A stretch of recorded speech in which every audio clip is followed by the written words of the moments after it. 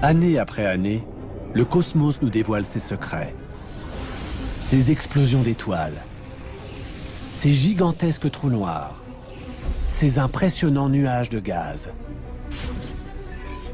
Partout, sur Terre comme dans l'espace, des télescopes de haute technologie captent les signaux d'un univers invisible. D'un cosmos dont la taille, l'âge et la violence sont à peine concevables. Les télescopes élargissent sans cesse notre champ d'observation de l'univers. Les scientifiques se livrent une course effrénée à la découverte, à l'aide de télescopes toujours plus grands, toujours plus hauts et toujours plus perfectionnés. À chaque fois que nous explorons une nouvelle partie de l'univers, nous allons de découverte en surprise. Tout au long du XXe siècle, les télescopes nous ont livré des images provenant d'au-delà de notre planète, d'au-delà de notre galaxie, nous dévoilant des phénomènes qui dépassent notre imagination, comme la naissance de notre univers, la matière invisible ou le mystère de l'énergie noire. Quant à la question du destin ultime de notre univers, elle reste encore en suspens. L'énergie noire est une des clés qui nous permettra de comprendre le sort de l'univers. L'expansion de l'univers est-elle infinie?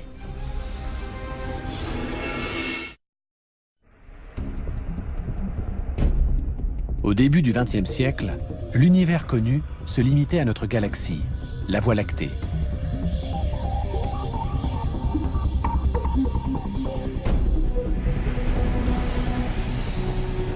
Depuis, nous sommes entrés dans l'âge d'or des découvertes cosmiques. Les télescopes repoussent les limites de notre compréhension du cosmos. Organisés en de vastes réseaux à travers le monde, ces impressionnants télescopes nous révèlent des mystères qui ne cessent de nous émerveiller.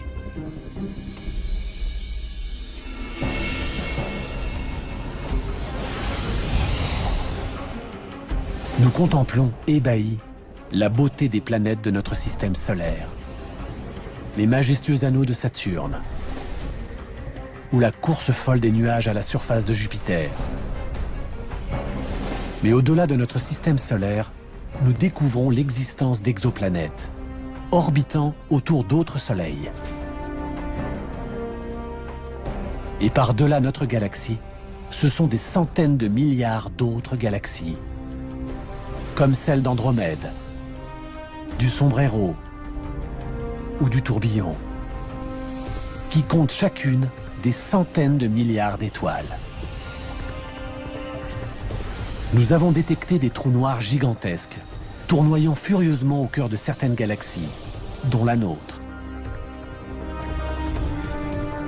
Nous avons assisté à des supernovas, des explosions d'étoiles, à des millions d'années-lumière de la Terre, qui éjectent à des vitesses spectaculaires des gaz atteignant des températures phénoménales. Et à l'intérieur d'épais nuages de gaz et de poussière, s'élevant à plusieurs milliards de kilomètres, nous avons décelé la naissance de nouvelles étoiles. Les télescopes élargissent sans cesse notre champ d'observation de l'univers. Aujourd'hui, les télescopes les plus perfectionnés nous livrent des mystères jusqu'alors invisibles, que nous commençons seulement à comprendre. La matière noire, la trame invisible sur laquelle tout notre cosmos est bâti. Et l'énergie noire, une force invisible, mais d'une telle puissance qu'elle repousse les limites de notre univers. À chaque fois que nous explorons une nouvelle partie de l'univers, nous allons de découverte en surprise.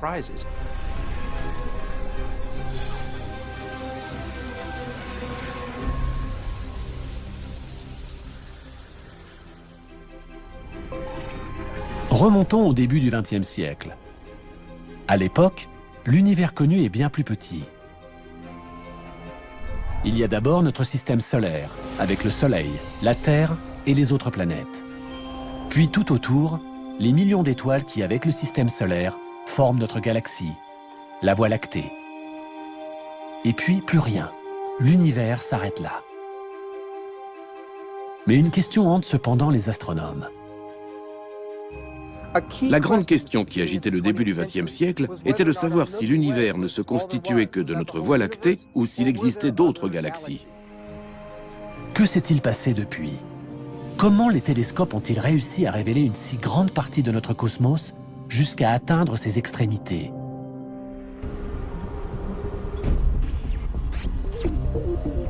Une petite révolution voit le jour au début des années 1900. Un tout nouveau télescope est en construction. Il changera à jamais notre perception de l'univers. Il repoussera les limites du cosmos et nous embarquera dans un voyage de découverte dont nous ne sommes toujours pas revenus.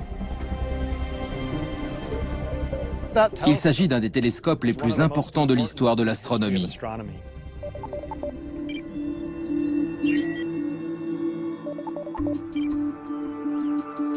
Voici comment tout a commencé. L'astronome que vous voyez là est en train de gravir le mont Wilson, qui du haut de ses 1742 mètres, domine la ville de Pasadena en Californie. Son but? Dépasser les nuages et la brume de la basse atmosphère qui déforment les images télescopiques. Il souhaite étudier la possibilité de construire un observatoire au sommet de ce mont, car l'air y est d'une grande pureté.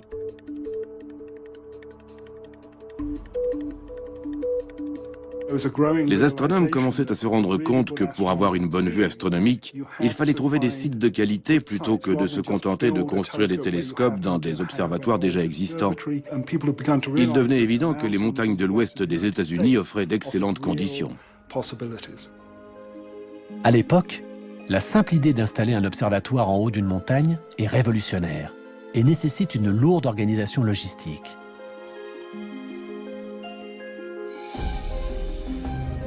Prudemment, des centaines de tonnes de béton et d'acier sont acheminées sur d'étroits chemins de montagne.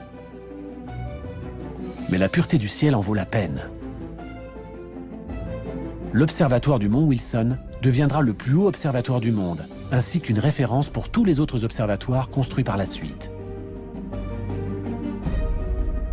L'homme à l'origine de cet observatoire s'appelle George Ellery Hale.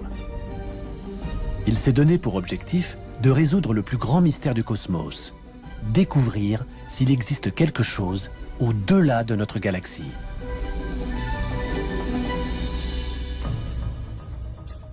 Mais dans son esprit, gagner en altitude n'est qu'un début.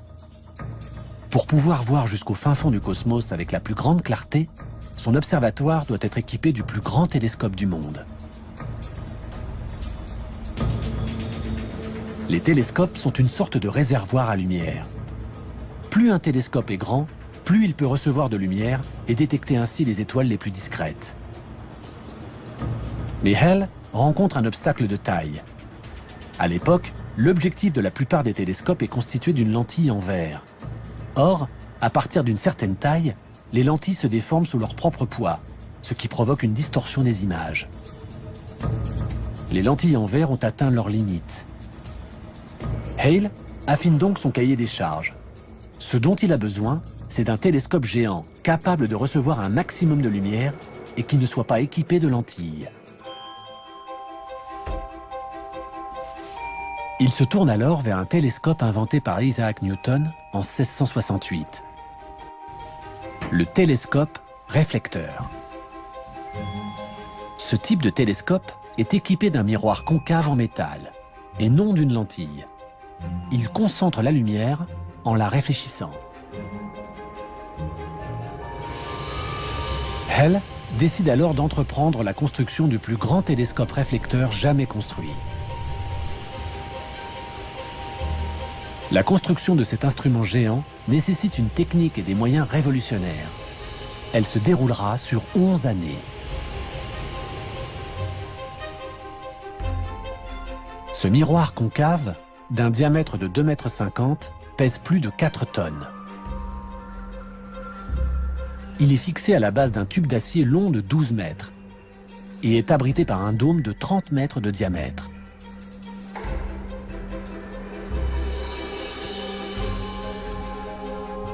C'est finalement en 1917 que les foules médusées viennent admirer le plus grand télescope jamais construit au monde. The scientific eye of America. To this mecca of stargazers flock astronomers from all nations.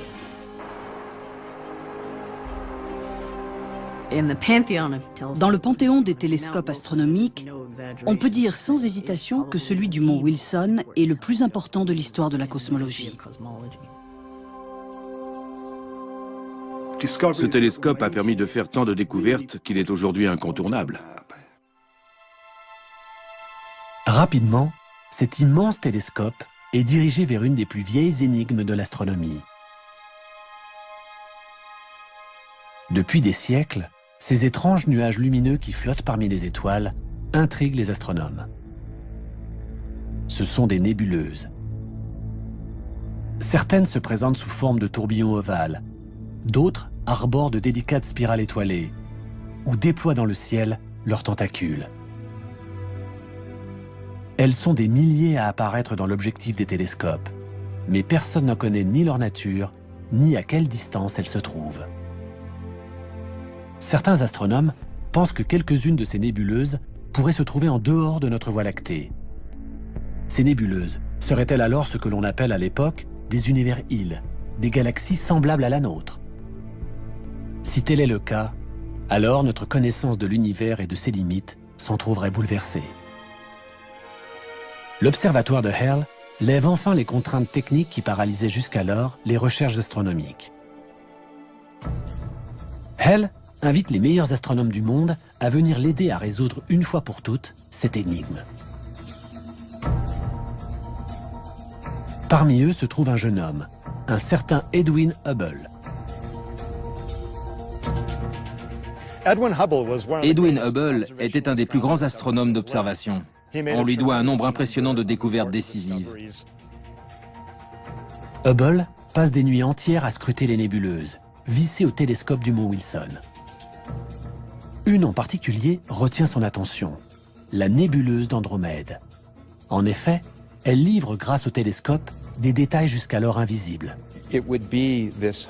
C'est finalement grâce à la puissance de ce télescope que les nébuleuses allaient devenir accessibles et que l'on ferait toutes ces découvertes qui allaient radicalement changer notre compréhension de l'univers.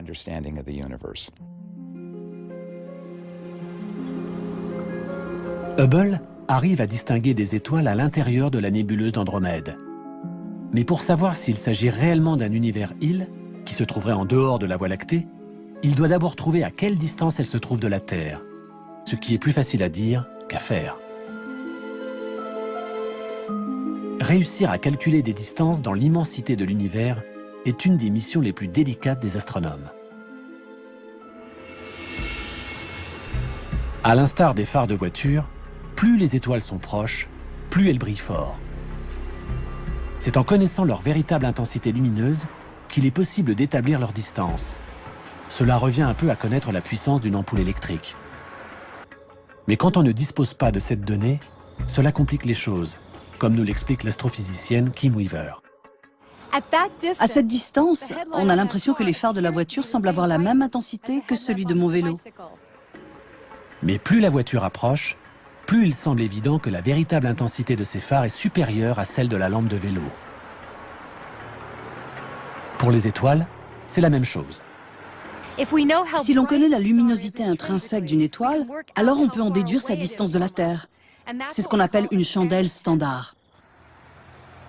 Heureusement pour Hubble, des astronomes venaient de découvrir un certain type d'étoile dont il était possible de calculer la luminosité absolue. Il s'agit des étoiles variables céphéides. Elles se reconnaissent à la variation périodique de leur luminosité. Il ne reste plus à Hubble qu'à trouver une de ces étoiles dans la nébuleuse d'Andromède.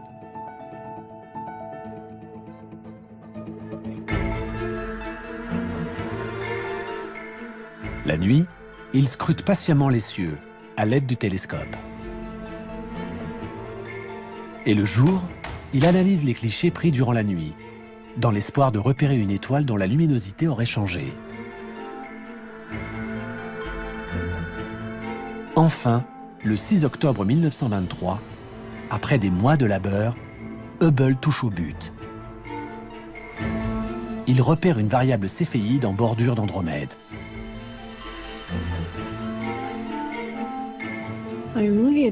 Voici le cliché original d'Edwin Hubble, sur lequel il a trouvé la première céphéide de la galaxie d'Andromède. Il a d'ailleurs marqué d'une croix la position de cette céphéide et ajouté VAR avec un point d'exclamation pour souligner le fait qu'il s'agissait d'une variable céphéide. C'est donc en comparant deux clichés qu'il s'est rendu compte du changement de luminosité de cette étoile. Hubble établit alors une mesure qui restera dans l'histoire. La distance qui sépare une nébuleuse de la Terre. Il calcule qu'Andromède se trouve à 800 000 années-lumière de nous. C'est-à-dire 8 fois plus loin que les étoiles les plus reculées de la Voie lactée. Par conséquent, Andromède se trouve à l'extérieur de la Voie lactée. Hubble vient de prouver l'existence d'une autre galaxie que la nôtre. C'est une preuve irréfutable et Hubble explose de joie. Il sait combien cette découverte est importante. Grâce à ses recherches, Hubble vient de faire exploser les frontières de notre univers.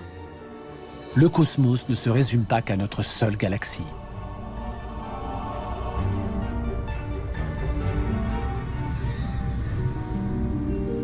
Hubble découvre ensuite qu'Andromède n'est pas unique et qu'il existe encore des douzaines de nébuleuses qui sont en fait des galaxies.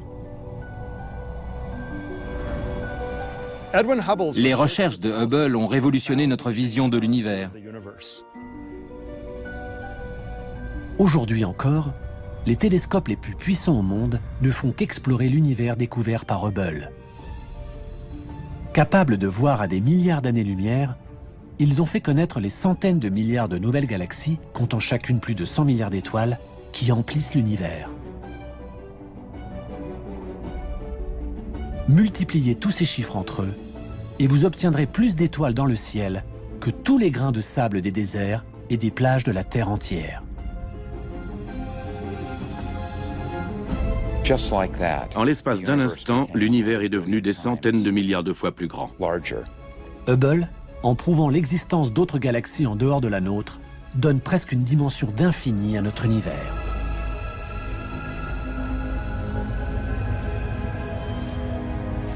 Mais ce qu'il est sur le point de découvrir promet d'être encore plus extraordinaire.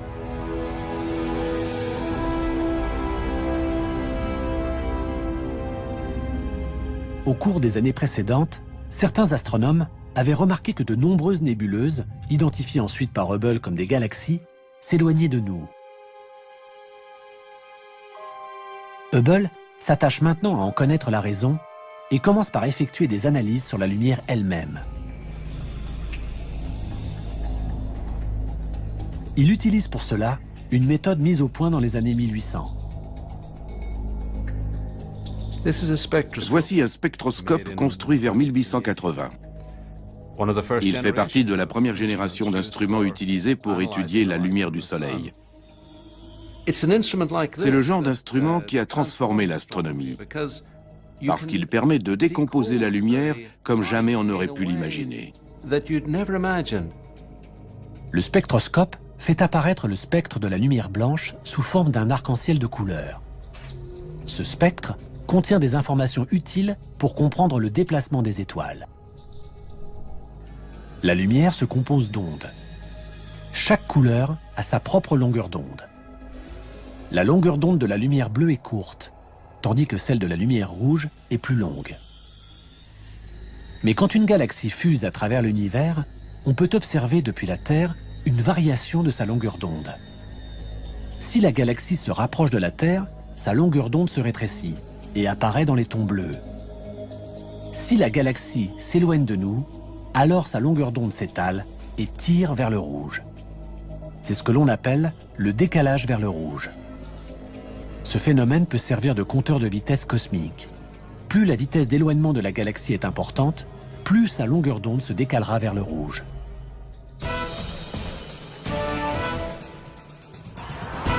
Le son, qui se compose aussi d'ondes, montre les mêmes propriétés. L'astronome Alex Filippenko va nous en faire la démonstration.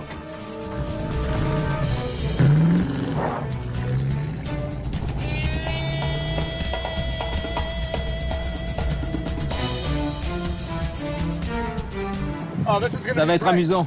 Je vais klaxonner. C'est parti. Le ton du klaxon est constant, bien que la voiture soit en mouvement. Le son qu'entend Filippenko depuis son siège de conducteur est constant. Il ne change pas.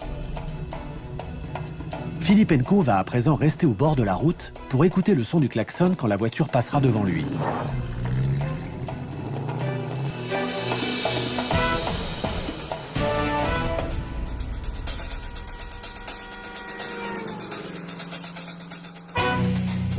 Tant que la voiture approchait de moi, les ondes du klaxon étaient comprimées, donc le son était plus aigu. Mais quand elle a commencé à s'éloigner, les ondes se sont allongées et le son semblait plus grave. On a entendu... Si cette voiture bleue avait roulé beaucoup plus vite, alors la haute fréquence de la lumière bleue se serait étirée et la couleur bleue aurait tiré vers le rouge. Nous aurions vu la voiture rouge. C'est ce qu'on appelle le décalage vers le rouge.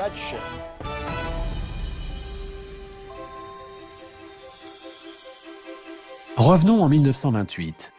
Hubble décide d'étudier le décalage vers le rouge de ces nouvelles galaxies, afin de connaître leur vitesse de déplacement. Il établit un tableau des vitesses des galaxies proches ou plus lointaines. Il cherche à savoir s'il existe une corrélation entre la vitesse de déplacement des galaxies et la distance à laquelle elles se trouvent. Hubble s'épuise des nuits durant à analyser la lumière des galaxies. Mais ses conclusions sont sidérantes. Il découvre que plus une galaxie se trouve loin, plus son décalage vers le rouge est prononcé. Donc, plus vite elle s'éloigne. En 1929, il avait réussi à établir une relation très intéressante entre ces deux phénomènes. Plus les nébuleuses étaient loin, plus elles s'éloignaient vite. Hubble en tire une conclusion stupéfiante. L'univers est en pleine expansion. Si les galaxies semblent s'éloigner de nous, c'est en fait dû à l'univers lui-même, qui ne cesse de croître. Je vais vous expliquer ce qui se passe dans un univers en expansion. Imaginons un univers hypothétique unidimensionnel où ces balles de ping-pong représentent les galaxies et l'élastique, l'univers qui les sépare. Plus l'univers s'étend, plus les balles s'éloignent les unes des autres. Et c'est l'univers tout entier qui s'étend. Plus il y a d'espace, plus on a l'impression que les galaxies les plus lointaines s'éloignent de nous. La découverte de Hubble est une des avancées les plus importantes de l'histoire de l'astronomie. L'univers n'est pas statique. Il ne cesse au contraire de grandir.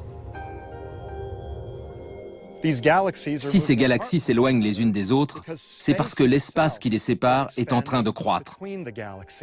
Cette conclusion relève du génie.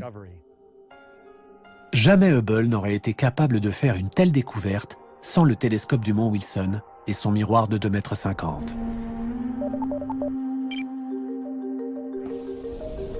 Aujourd'hui, c'est sur les hauteurs du Nouveau-Mexique qu'un des télescopes les plus perfectionnés du monde reprend et développe les travaux révolutionnaires de Hubble. Le Sloan Digital Sky Survey étudie la lumière de centaines de milliers de galaxies en même temps. Chacun de ces disques en aluminium est en fait une carte des galaxies qui peuvent être observées pendant une partie de la nuit. Chacun des 640 trous que contient cette plaque d'aluminium correspond à une galaxie qui se trouve à des millions d'années-lumière de nous. Ces trous sont reliés par des fibres optiques à une version améliorée du spectroscope utilisé par Edwin Hubble afin de mesurer le décalage vers le rouge de chaque galaxie. Puis, les disques sont insérés par des techniciens à la base du télescope et ajustés en fonction de la région du ciel qui leur correspond. On obtient alors 640 spectres en même temps, ce qui rend notre étude redoutablement efficace. Grâce à cette méthode, on connaît aujourd'hui la vitesse de plus de 930 000 galaxies. Nous commençons donc à avoir une image plus précise de l'univers dans lequel nous vivons et de la rapidité de son expansion. Mais en 1929, la découverte de Hubble pose une question de taille. Si l'univers est en pleine expansion, quelle est l'origine de ce mouvement ? Hubble s'est donc rendu compte que les étoiles s'éloignaient les unes des autres. Si on approfondit un peu, on finit par se poser la question de savoir si ces étoiles auraient pu être autrefois concentrées en un seul endroit. Les astronomes émettent alors une théorie révolutionnaire, celle du Big Bang.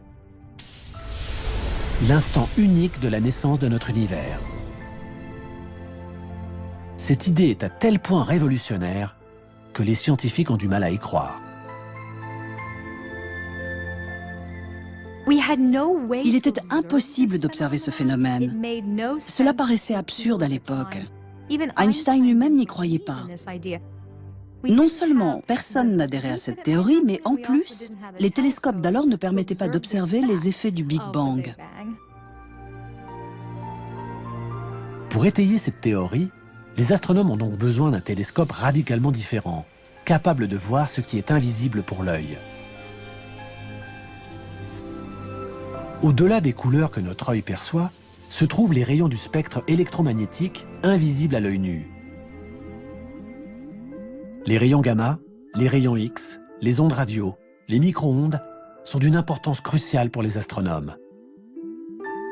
Ils peuvent expliquer quelques-uns des épisodes les plus violents de notre univers.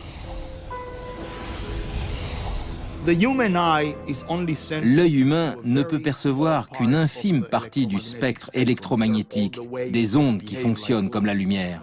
Mais nous avons réussi à voir certaines parties de ce spectre, invisibles à l'œil nu. « 1964. Les astronomes Arno Penzias et Robert Wilson testent un nouveau radiotélescope. Son antenne géante leur permet de mesurer les micro-ondes et les ondes radio présentes dans l'espace, grâce à la chaleur qu'elles dégagent. Selon leurs calculs, les étoiles de notre Voie lactée devraient émettre une faible chaleur. Mais lorsqu'ils dirigent leur antenne vers l'espace intersidéral, où normalement ils ne devraient rien capter, le télescope, contre toute attente, enregistre quelque chose. Nous pensions que le ciel, en dehors de la Voie lactée, serait très froid, voire qu'il frôlerait le zéro absolu. Mais à notre grande surprise, nous avons constaté que sa température s'élevait à 3 degrés au-dessus du zéro absolu. Ce mystérieux signal semble provenir d'un peu partout. Nous avions un son ou un signal, si vous voulez. Était-ce des ondes radio? Était-ce autre chose? Nous n'en avions aucune idée. Penzias et Wilson pensent d'abord qu'il s'agit d'un problème de fonctionnement du télescope, qui provoquerait une interférence. Ils vérifient tout, allant même jusqu'à balayer les déjections de pigeons qui jonchent l'antenne. Le son était toujours là, été comme hiver, nuit et jour, en permanence, et provenant de partout.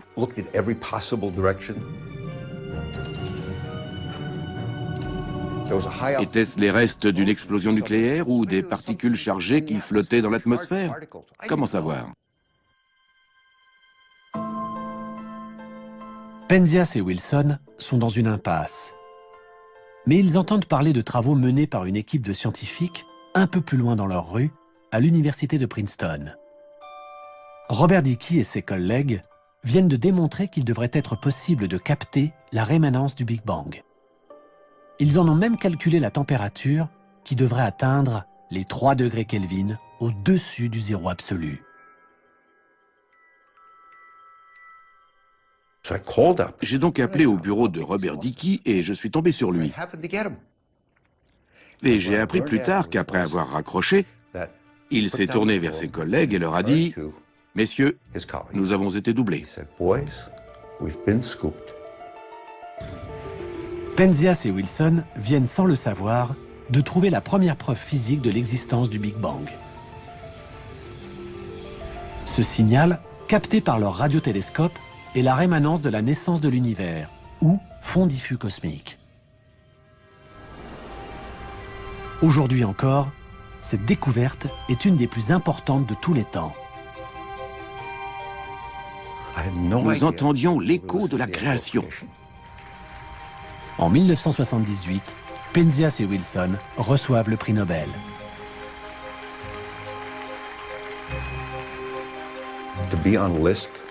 Se retrouver sur la même liste qu'Albert Einstein, dans la même lignée, était tout bonnement inconcevable. Comment se comparer à toutes ces personnalités qui avaient reçu des prix Nobel? Cette découverte, en 1964, de l'écho de la radiation du Big Bang, a été la toute première preuve d'un Big Bang chaud de l'origine de l'univers. Penzias et Wilson avaient donc mis le doigt sur une preuve directe du Big Bang. Mais il faudra attendre encore 37 ans et l'arrivée d'une technologie micro-ondes bien plus sophistiquée pour comprendre comment le Big Bang a pu créer l'univers tel que nous le connaissons aujourd'hui.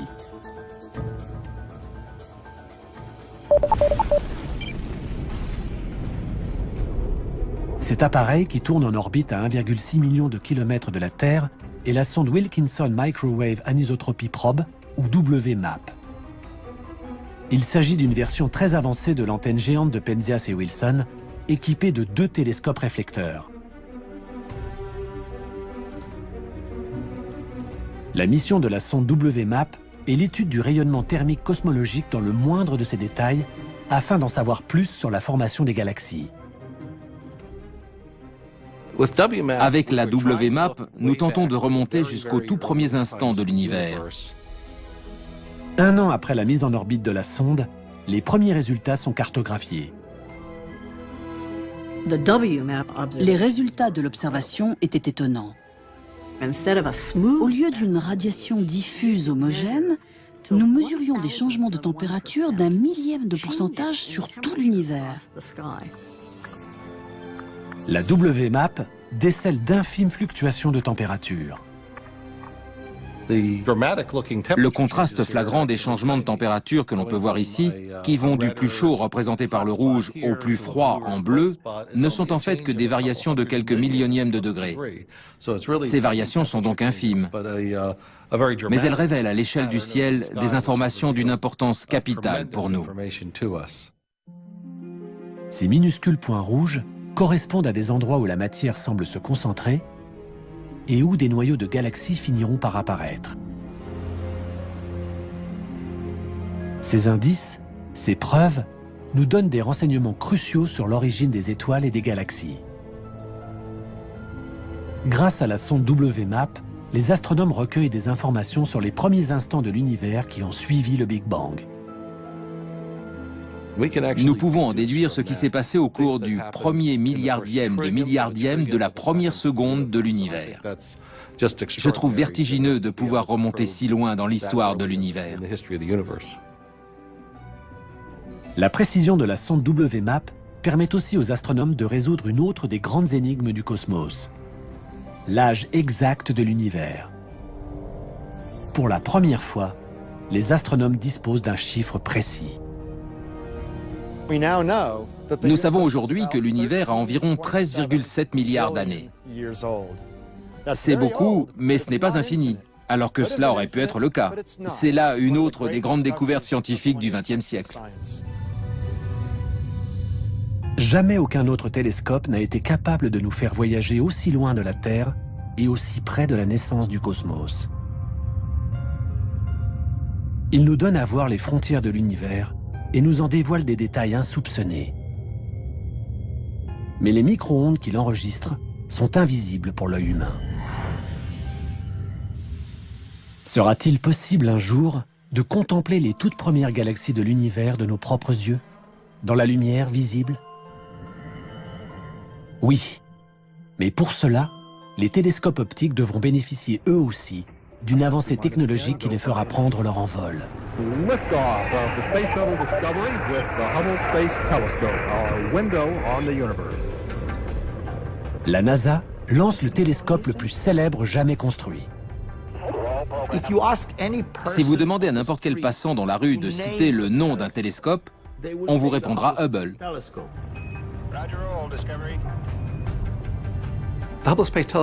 Le télescope spatial Hubble est certainement le télescope le plus productif de l'histoire. Son impact historique est comparable à la première fois où Galilée a dirigé son télescope vers le ciel. Ce télescope de 12 tonnes est un monument à la mémoire de l'homme qui a fait reculer les frontières de notre univers connu. Après une course folle dans l'atmosphère terrestre, il est mis en orbite à près de 600 km au-dessus de nos têtes.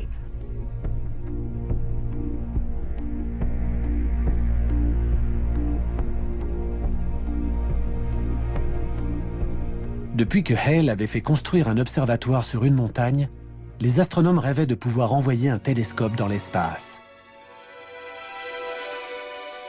Ici, bien loin de toutes les interférences de l'atmosphère terrestre, aucun nuage, aucun brouillard, aucune turbulence ne vient obscurcir la lumière de l'univers.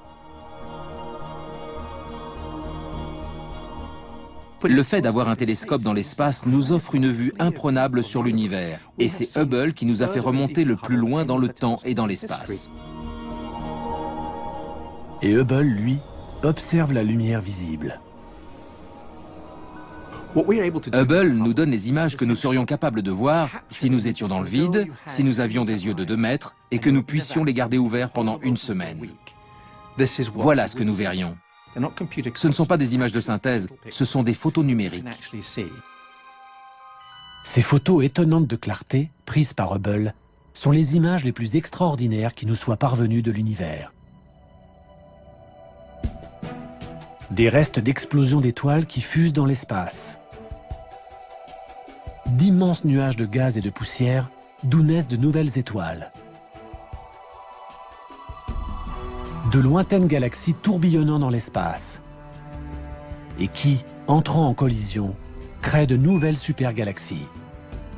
Je crois que mon image préférée est celle de la nébuleuse Papillon.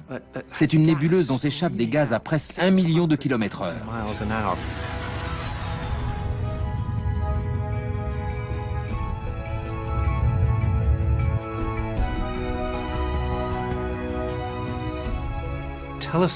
Nous remontons dans le temps. Nous pouvons voir des photos dont le voyage a commencé il y a 13 milliards d'années et qui ont mis autant de temps pour arriver jusqu'à nous. Ce n'est pas seulement dans l'espace que nous voyageons, mais aussi dans le temps. En 1995, les astronomes décident de tester la capacité de Hubble à remonter dans le passé. Ils le dirigent vers un minuscule point noir de l'univers et attendent de voir ce que Hubble leur transmettra.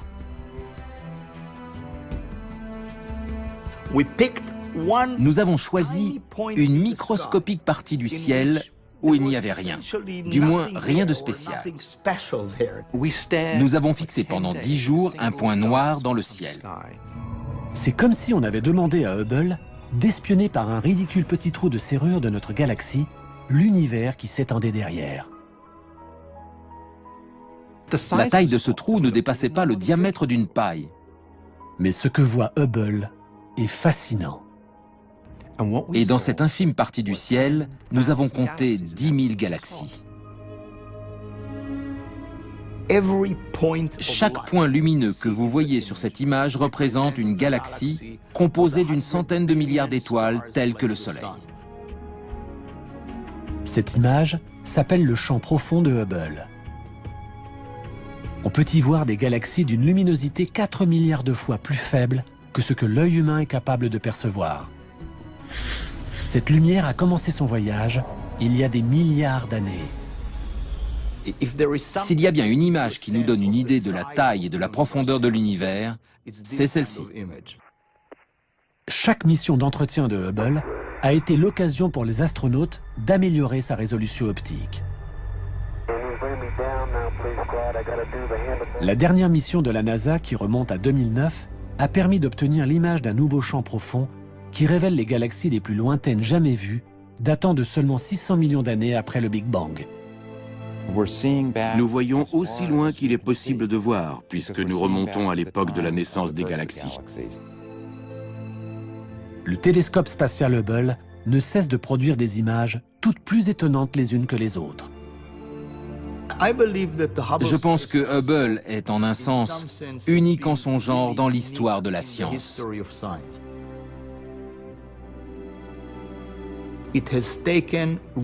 Il a déclenché la fièvre des grandes découvertes. Et chaque homme, chaque habitant de cette terre, se l'est en quelque sorte approprié.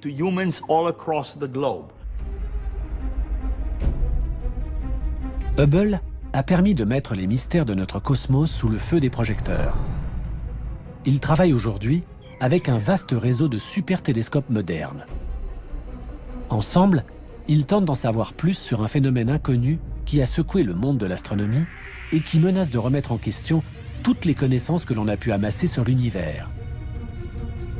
Une force énigmatique que l'on a baptisée énergie noire.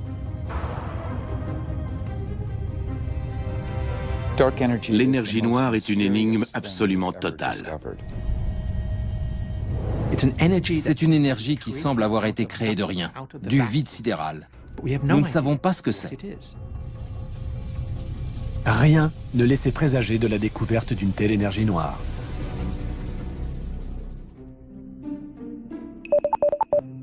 Au milieu des années 90, l'observatoire Keck, construit sur Mauna Kea, le plus haut sommet de Hawaï, accueille une équipe d'astronomes parmi lesquels se trouve Alex Filippenko.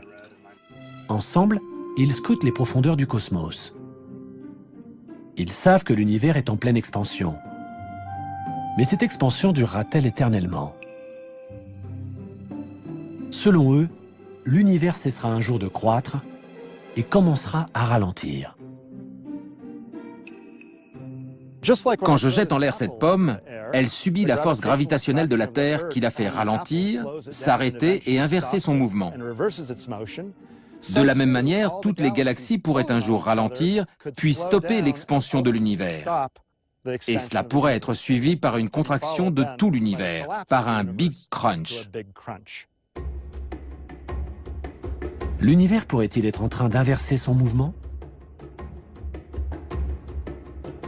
Pour mesurer la vitesse des frontières de l'univers, les astronomes ont besoin des télescopes les plus puissants de la Terre. Les miroirs des deux télescopes Keck sont véritablement gigantesques. Ils mesurent 10 mètres de diamètre. Ils ont en outre la particularité de ne pas être constitués d'un seul disque de verre, mais de 36 miroirs hexagonaux. L'image qu'ils donnent est d'une clarté exceptionnelle. Les télescopes Keck sont de fantastiques outils. Ils nous permettent de voir des galaxies qui se trouvent aux confins de l'univers visible, à 10, 11 ou même 12 milliards d'années-lumière. Pour connaître la véritable distance à laquelle se trouvent ces galaxies lointaines, les astronomes ont besoin d'une chandelle standard, une étoile qui pourrait servir de maître étalon cosmique. Il y aurait bien les étoiles variables céphéides, dont se servait Edwin Hubble, mais la distance est si grande que leur luminosité serait trop faible. Les astronomes se mettent donc à rechercher dans ces galaxies un type d'étoile bien spécifique, remarquablement brillante. Quand une étoile meurt, elle provoque une explosion d'une violence à peine imaginable. C'est ce qu'on appelle une supernova. Une supernova est une explosion d'étoiles. La mort d'une étoile n'aboutit pas systématiquement à une explosion, mais quelques étoiles se disloquent intégralement et provoquent une gigantesque, une colossale explosion. Encore faut-il trouver le bon type d'explosion d'étoiles. Les astronomes recherchent une supernova dont l'explosion s'accompagne d'une luminosité extrêmement intense et consistante. Une supernova de type 1A. C'est une sorte d'explosion nucléaire incontrôlable. Ce sont de véritables bombes nucléaires. Et malgré les milliards d'années-lumière qui nous séparent de ces galaxies, les astronomes finissent par y trouver une supernova de type 1A. Ça y est, regarde.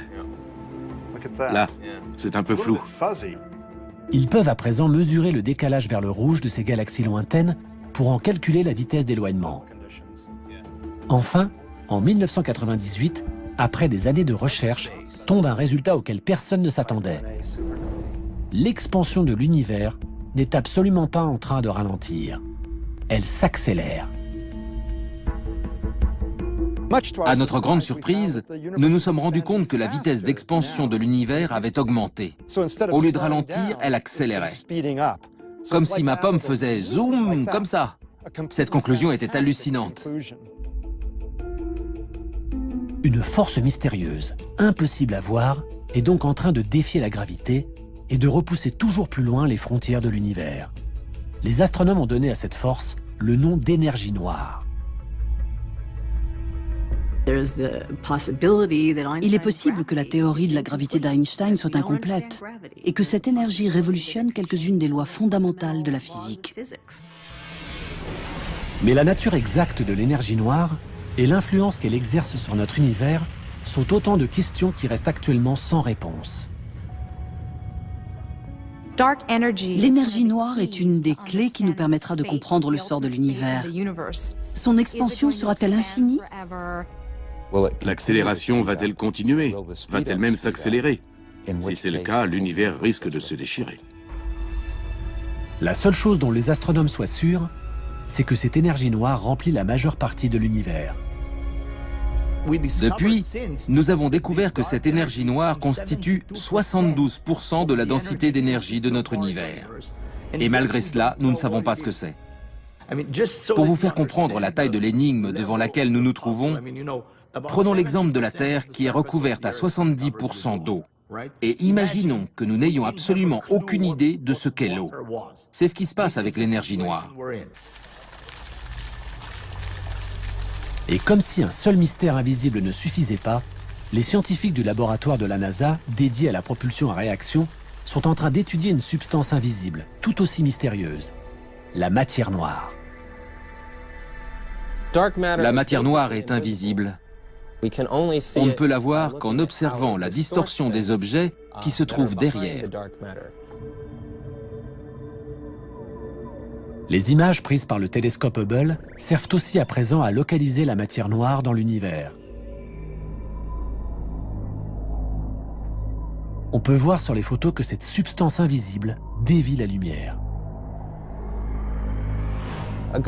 Ce phénomène est comparable à ce qui se passe dans une piscine. Quand on jette une pièce au fond d'une piscine et qu'on la suit du regard, elle ne disparaît pas de notre vue, parce que la lumière réfléchie par la pièce traverse l'eau. L'eau est en quelque sorte invisible. Mais la pièce semble un peu déformée parce que le trajet qu'emprunte la lumière n'est pas droit. Il est déformé par l'eau avant d'atteindre notre œil. La matière noire a les mêmes propriétés. Elle exerce un fort pouvoir gravitationnel sur la lumière qui provient des galaxies lointaines. Ce que nous voyons ici est la lumière d'une galaxie lointaine qui vient vers nous en passant au travers de cette matière noire. Et on voit bien qu'en la traversant, son trajet est modifié. Les astronomes ont calculé que cette matière noire remplit 23% de l'univers. Ajoutez à cela l'énergie noire, et il ne reste plus que 5% de l'univers qui ne soit pas invisible. Cela fait maintenant 400 ans que nous étudions le ciel à l'aide de télescopes. Et pourtant, 95% de l'univers nous est encore complètement inconnu. La prochaine étape est enclenchée.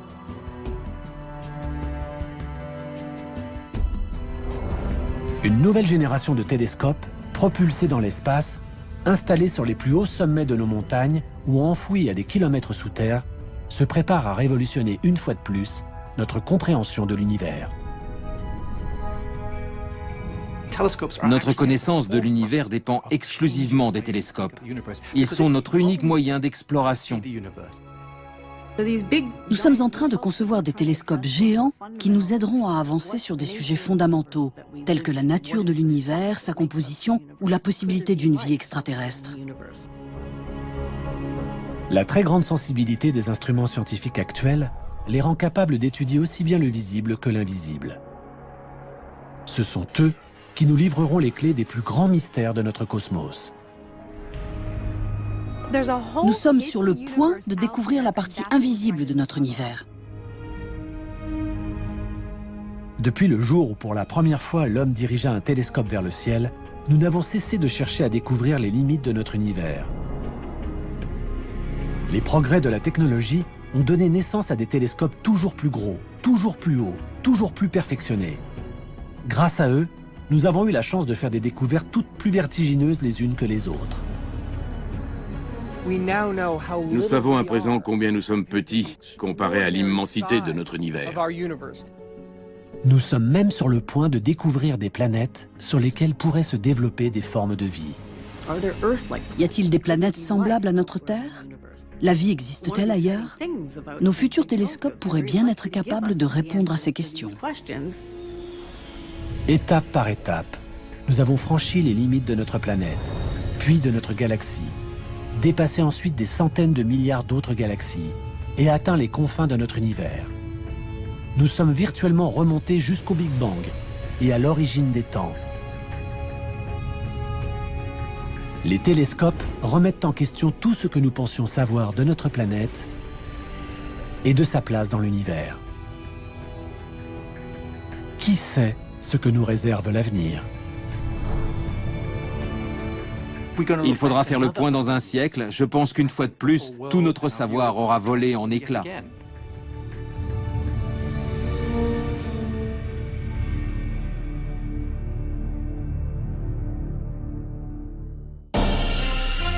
Et oui, l'univers n'a pas fini de tarabuster les chercheurs, et les chercheurs amateurs que nous sommes.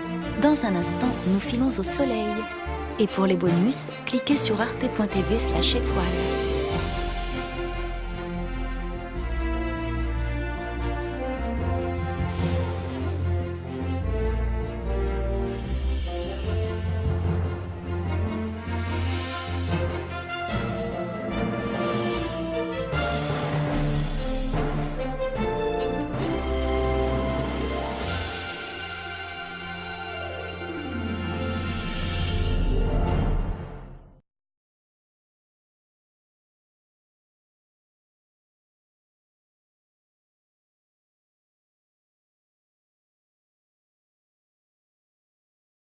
Mais au-delà de notre système solaire, nous découvrons l'existence d'exoplanètes, orbitant autour d'autres soleils. Et par-delà notre galaxie, ce sont des centaines de milliards d'autres galaxies, comme celle d'Andromède, du Sombrero ou du Tourbillon, qui comptent chacune des centaines de milliards d'étoiles. Nous avons détecté des trous noirs gigantesques, tournoyant furieusement au cœur de certaines galaxies, dont la nôtre. Nous avons assisté à des supernovas, des explosions d'étoiles, à des millions d'années-lumière de la Terre, qui éjectent à des vitesses spectaculaires des gaz atteignant des températures phénoménales. Et à l'intérieur d'épais nuages de gaz et de poussière, s'élevant à plusieurs milliards de kilomètres, nous avons décelé la naissance de nouvelles étoiles. Les télescopes élargissent sans cesse notre champ d'observation de l'univers. Aujourd'hui, les télescopes les plus perfectionnés nous livrent des mystères jusqu'alors invisibles, que nous commençons seulement à comprendre.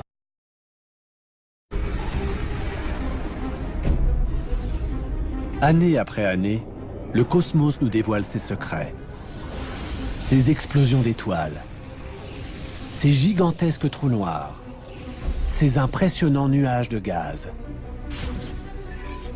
Partout, sur Terre comme dans l'espace, des télescopes de haute technologie captent les signaux d'un univers invisible. D'un cosmos dont la taille, l'âge et la violence sont à peine concevables. Les télescopes élargissent sans cesse notre champ d'observation de l'univers. Les scientifiques se livrent une course effrénée à la découverte, à l'aide de télescopes toujours plus grands, toujours plus hauts et toujours plus perfectionnés.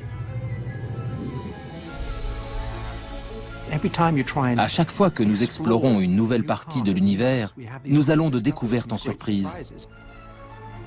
Tout au long du XXe siècle, les télescopes nous ont livré des images provenant d'au-delà de notre planète, d'au-delà de notre galaxie, nous dévoilant des phénomènes qui dépassent notre imagination, comme la naissance de notre univers, la matière invisible ou le mystère de l'énergie noire. Quant à la question du destin ultime de notre univers, elle reste encore en suspens.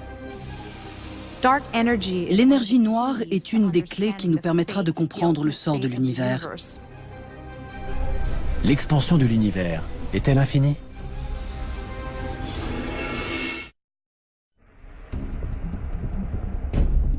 Au début du XXe siècle, l'univers connu se limitait à notre galaxie, la Voie lactée.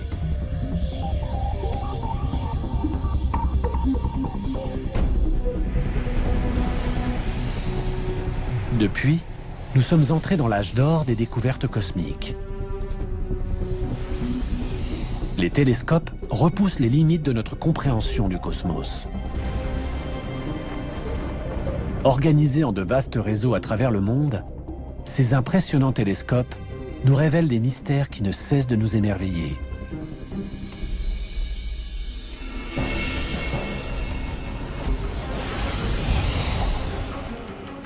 Nous contemplons, ébahis, la beauté des planètes de notre système solaire, les majestueux anneaux de Saturne, ou la course folle des nuages à la surface de Jupiter. La matière noire, la trame invisible sur laquelle tout notre cosmos est bâti. Et l'énergie noire, une force invisible, mais d'une telle puissance qu'elle repousse les limites de notre univers. À chaque fois que nous explorons une nouvelle partie de l'univers, nous allons de découverte en surprise.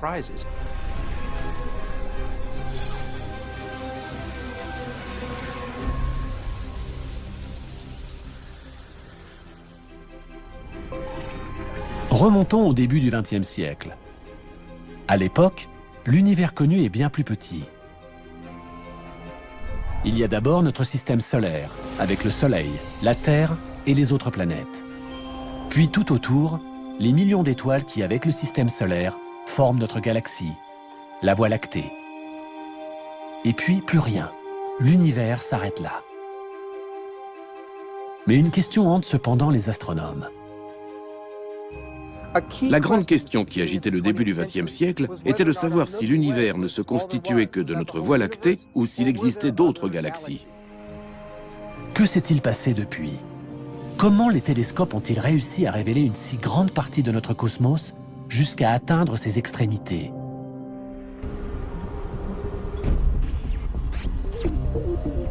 Une petite révolution voit le jour au début des années 1900. Un tout nouveau télescope est en construction. Il changera à jamais notre perception de l'univers. Il repoussera les limites du cosmos et nous embarquera dans un voyage de découverte dont nous ne sommes toujours pas revenus. Il s'agit d'un des télescopes les plus importants de l'histoire de l'astronomie.